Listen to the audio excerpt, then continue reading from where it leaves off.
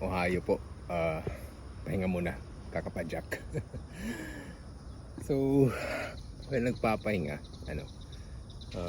may i-share na ako about sa experience ko last week dun sa pagkuha ko ng Japanese driver's license.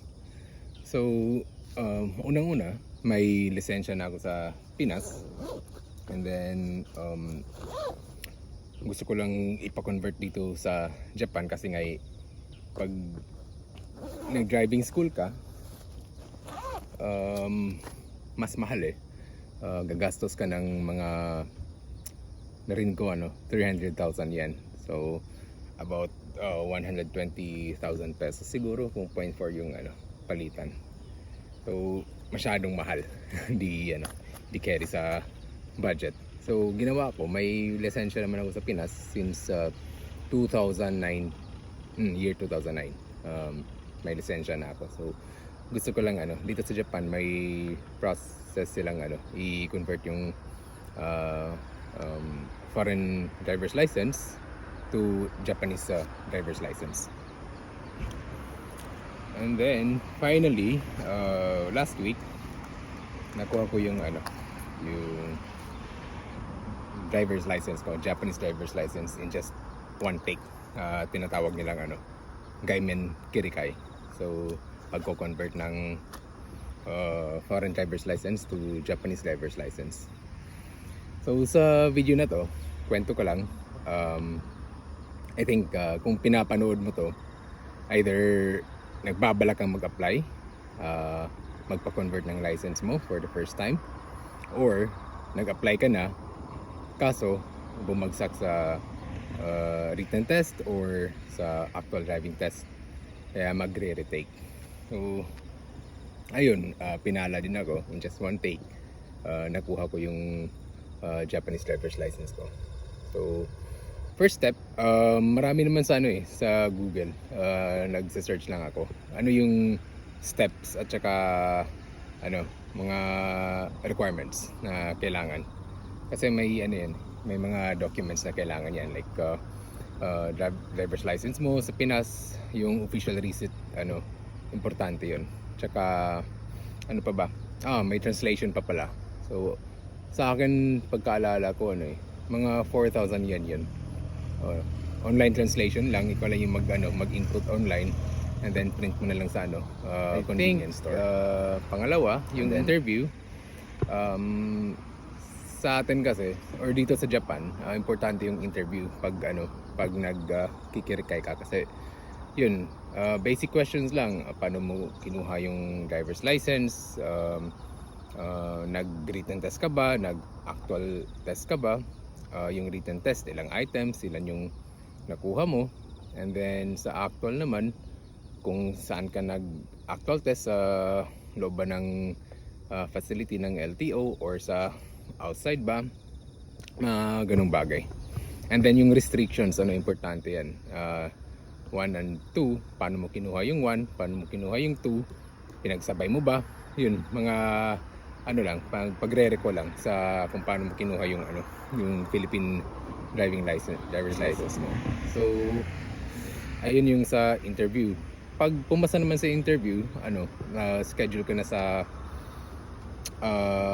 written test. So yung written test at actual test sa Kanuma naman dito sa Tochigi, isang araw lang yun. Sa umaga, written test yung 10 items, and then yung actual test sa hapon na pag pumasa ka sa written test.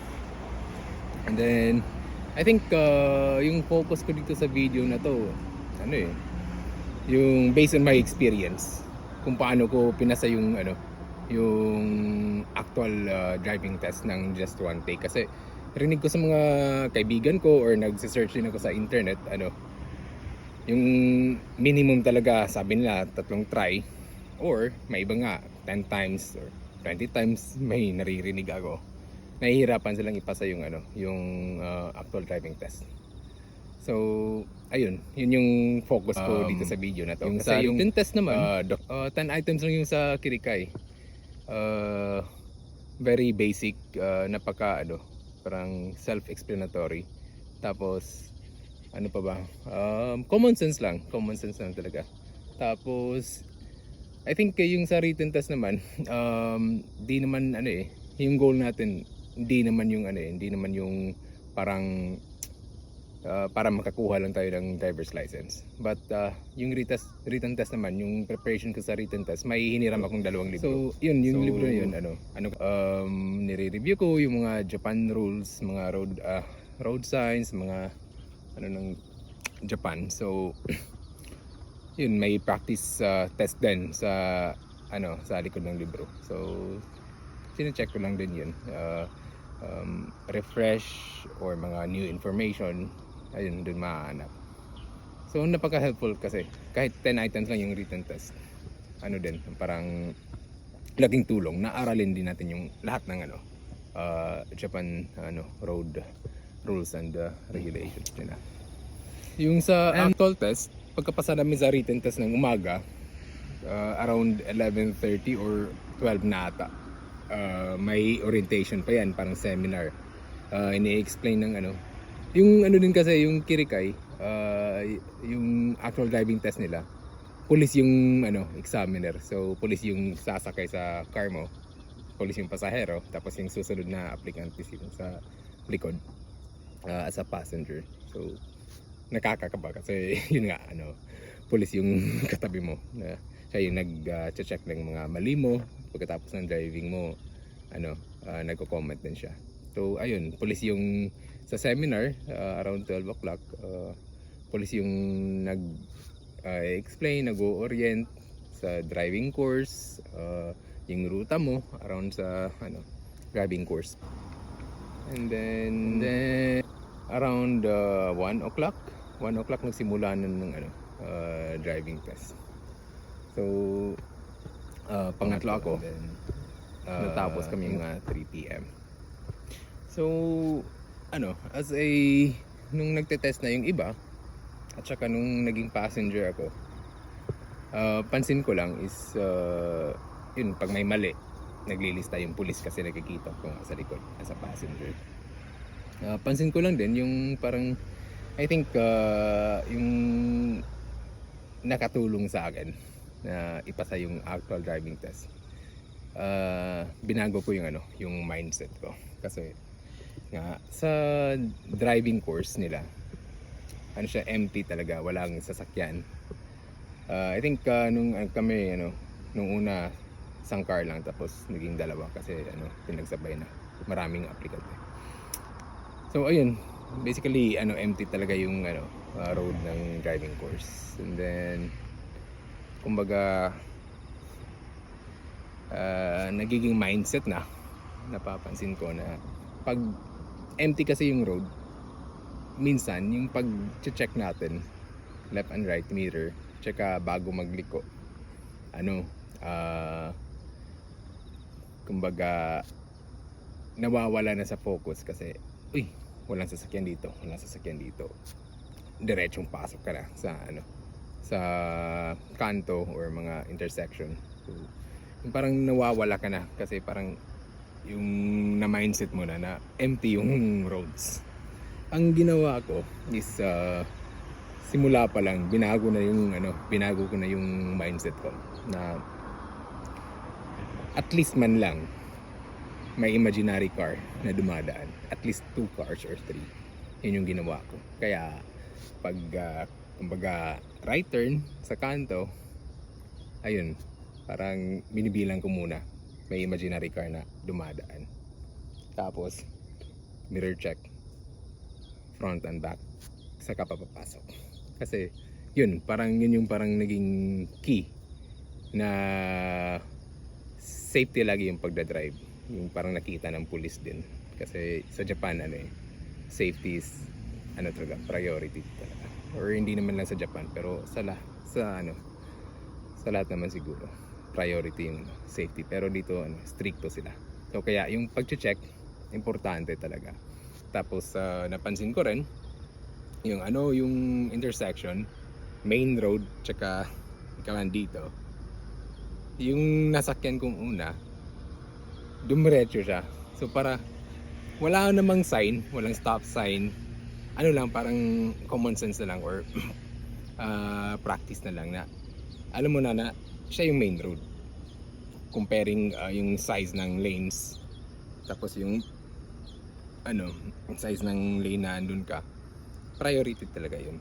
So kahit walang stop sign, key point is to check talaga. I think at least 3 seconds. Yun, may dumadaan, imaginary car lang. Isa, dalawa, kabila naman, isa, dalawa, okay, and then go na. So yun yung parang nakatulong sa akin na ipasa yung Kirikay in just yung yung problema ko nung nag-take ako kasi nadi-distract ako. I think yung driving course kasi nung una akala ko sasauluhin ko. May numbers yan every corner, every intersection may numbers, and then hindi naman talaga pwedeng hindi naman kailangan na sauluhin mo yon. Saan ka liliko, saan ka pupunta, kasi yung examiner mismo sasabihin, dyan liko ka dyan sa ganyang number. Pero yun nga, nadi-distract ako kasi habang nagdadrive andito, ini-execute ko pa yung isa, yung kasunod sinasabi na niya, parang okay, so high na lang ako ng high, okay dito ako, pero yung focus ko, yung ginagawa ko pa rin kasi parang nadi-distract ako. Ano lang yan, parang tip lang yan, pero kung kayo hindi na maging madaling ma-distract, okay lang. So ayun, yun yung experience ko sa pagkuha ng Japanese driver's license in just one take. And then sobrang saya kasi napaka-convenient pag naka-car ka, pag malayo yung pupuntahan, hindi na kailangang mag-commute, magre-rent na lang. Wala naman kaming kuruma, pero re-rent lang. So ayun, finally kuha ko na. And naging tulong talaga. So shout out na lang sa mga kaibigan na nag-advise, tumulong, nagpahiram ng mga materials, libro, tsaka kay Kuya Nad na nagpahiram din ng sasakyan kahit ikot lang dun sa bahay nila. Pinili ko lang kasi yung yung dito sa Japan right side yung Manabela. So sinanay ko lang. And then may isa pa doon, nagkamali pala ako. Nasanay ako doon sa atin. Yung sa signal light, yung sa winker is left side na lever. Dito naman sa Japan, right side. Nagkamali akong isang beses pero hindi ko na inulit. I think very minimum mistake, pero as much as possible iwasan フルネーム出てるかもしれない。じゃあこっちね。名前フルネーム。ローマ字ローマ字。カタカナでもいいよ。あ、いいよ。ローマ字で。書きやすい。大丈夫ですか？大丈夫ね。じゃあ名前チェックしてもらっていい？はい、株用ですけど。受賞は、はい、いいです。大丈夫ね。yung kanuma galing sa bahay namin, malayo-layo. So kailangan pa mag-train ng 30 minutes and then mag-bus ng another 40 minutes. So parang yun yung naging ko. Kung pwede naman, kung po pwedeng one take lang, one take ko kasi ang layo. Ewan ko lang kasi hassle. Nagbayad ako ng Nissan Koyaku para sa, I think dun sa paggamit ng car nila. And then yung sa license card na around 2,000 yen. So bale total na ginastos ko dun sa Menkyo Center is around 5,000 yen lang siguro. And then yung translation, yung additional documents lang yan 4,000 yen. So below 10,000 yen yung nagastos ko. Kumpara dun kung magda-driving school ako, 300,000 yen. So laking savings. Parang biniro ko nga yung wife ko. Hiningi ko yung sukli. Sana yung 290,000. So isang advice din, magdala ng pera. Magdala ng cash. Enough cash. I think at least 20,000 yan safe. And then kala ko may ATM din sa sa Menkyo Center. In pala wala ako kasi pagdating ko doon 8:30 dumating na ako doon. Ang cut off ng pag-submit ng documents is around 9:50 in the morning. So ayun, yun lang yung tip ko. Sana'y nakatulong and drive safe always.